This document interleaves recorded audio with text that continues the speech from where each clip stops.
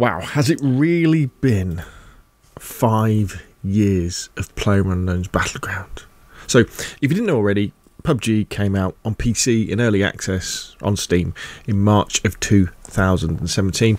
Came out on Xbox in their game preview early access program a little bit later on September 2017. And came out a year later on PlayStation, September 2018. Now, I actually started playing the game in December 2017. But just to give you another little bit of background, I'm just looking at my Xbox stats now, and this is just my Xbox stats, because when it came out on PlayStation in September 2018, I really just started playing on PlayStation, but I haven't got access to those stats right now. But on Xbox alone, I've played 77 days worth of PUBG. That's 1,800 hours, and I'm pretty sure that doesn't include the early access. So that is that's pretty amazing. It's pretty amazing, isn't it? So what made PUBG so special, and what makes it so special? Well, I can. You tend to remember a lot of things when it comes to PUBG. You know, if I said, "Tell me something exciting that happened in the Call of Duty that came out, 2 years ago," you might struggle. But with PUBG, because the emotions that it gives you are so high, you tend to remember quite a lot. And I remember when it came out, watching people like Shroud and the Doc, Dr. Disrespect, on Twitch. And before that, I'd never really watched streamers. I never really watched Twitch. Just watched video on demand on YouTube, but never really watched live streamers. But I remember watching Shroud especially, and was fascinated by this concept and the execution of this game, which was set on this, almost like a post-apocalyptic kind of island, where it was a bit like the Cold War, where people were using AKs and M16s. There was no advanced technology apart from this blue circle that would come in, and 100 players would dive onto this island, and then this blue circle would come in at random points, and they would fight to the death till there was just one left, or one squad left, or one duo squad left. And that whole concept was absolutely amazing. And I really enjoyed watching it, and was kind of really disappointed that it was only out on PC. But fairly soon it was announced that it was going to be coming out on Xbox, and I was like, oh my god, that is absolutely fantastic. The problem being, though, that I didn't own an Xbox. But luckily, a couple of months after it came out, I managed to persuade my son to lend me his Xbox One, an OG Xbox One of the black chunky ones. And immediately, in about December, I think about 22nd December 2017 is when I did my first YouTube video about PUBG on the Xbox One. So it must have been around about that date. Bought PUBG straight away. And remember, it was only a budget title. It was £25, I think, something like that. I started playing it. And I remember it being very, very janky. And I can remember getting my first kill.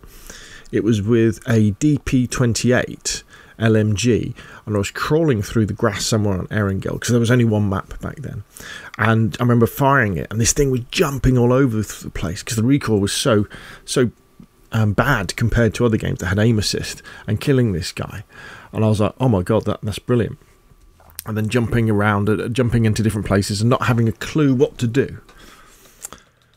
And then I got my first chicken dinner around about Christmas 2017, because the video I did about it, I published on the 25th of December 2017. And I can still see it in my head now. It was sort of north of Yasnaya Polyana. And I was crawling around on my belly. I don't think I got any kills the entire match. And luckily enough, the circle just kept coming to me,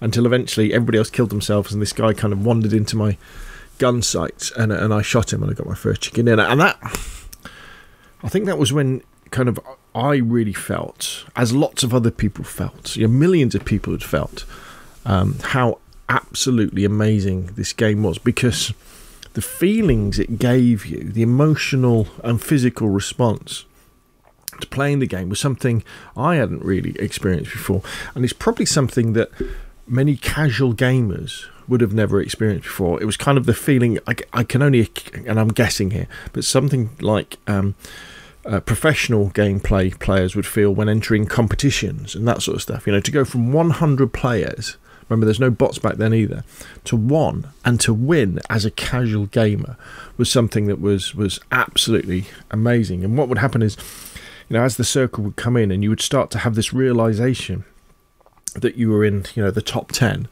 and then you're in the top 5, you would get this physical response from your body. You know, when, you know, the adrenaline would start to flow, you think, oh, I've got a chance of winning here. Your hands would get sweaty. It would be incredibly difficult to control the gun, you know, with the recoil, because remember, this game has no aim assist, no recoil control, so you've got to do everything yourself, and you're doing all this on a controller. And it would be, I mean, okay, months afterwards, when people became better at the game and we knew it more, you know, especially in squads and duos, it became a little bit less visceral like that. But for solos, it still remains like that. With me, you know, I think, you know, in solos, I get to the top 10, I get to 5, get to the top 3.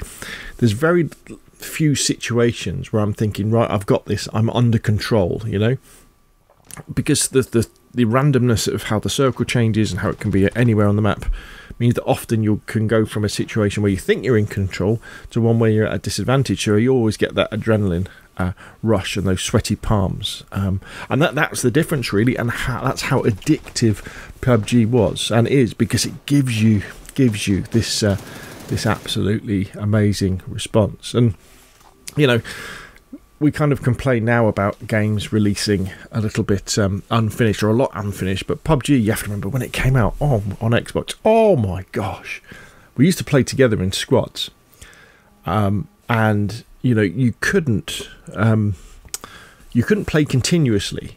We had a rule that it was 4 games, so everybody had to restart their console every 4 games. Give it, you know, quit out of the game and restart the console, because if you played for any longer than 4 games, you would definitely get a crash. And what would happen in PUBG is, which was quite good, is if you crashed in game, you could still get back into the game after. So, for example, if you were driving and you were the driver and you crashed, there was no way to get the driver out of the car unless you shot him, and so you'd be zooming across the map with your teammates going, restart your console, and then you would come back into the game. But many a time somebody would be, you know, be in the last few circles and somebody would crash as their character was running, and they would keep running into the blue and run off. Or you would get that classic one where you'd be saying to people, am I still alive, am I still alive? And they would go, well, you're losing a bit of health, but we've left a vehicle near you. So no, you would come back into the game, you would med up, you would take your adrenaline shots, your painkillers and your energy drink, and you jump into a vehicle and you zoom towards the safe zone, hoping to get it. And that happened for a long time. And you know, we talk about popping as well. You would jump out of the aeroplane and you come towards the ground, and literally you would not be able to see the building, and then the buildings would be like these blobs, and you could land and run inside the buildings without having to go through the doors or the windows, because the buildings hadn't loaded in yet. So you could just run in and start picking weapons up before the buildings had loaded. Or you would, another classic one is, if you were driving too fast towards the bridges wouldn't load in by the time you got there, so your vehicle would then drop into the river or the sea down below.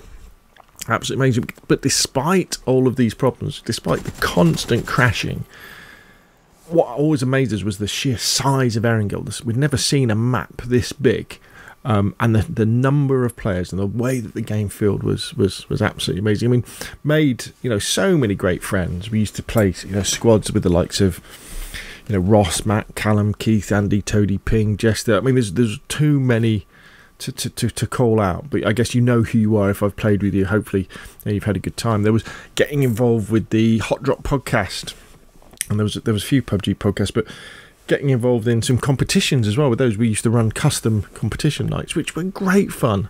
And there was a classic one where, and you know, Ross will remember if he's listening to this, where, because my solo style is very passive and hiding and campy, and it was on Sandhawk, I actually drove a boat out to the edge of the blue, got out of the boat and just trod water behind the boat for almost the entire match, until it got to the end. Then I drove the boat in and got a couple of kills, and then came second.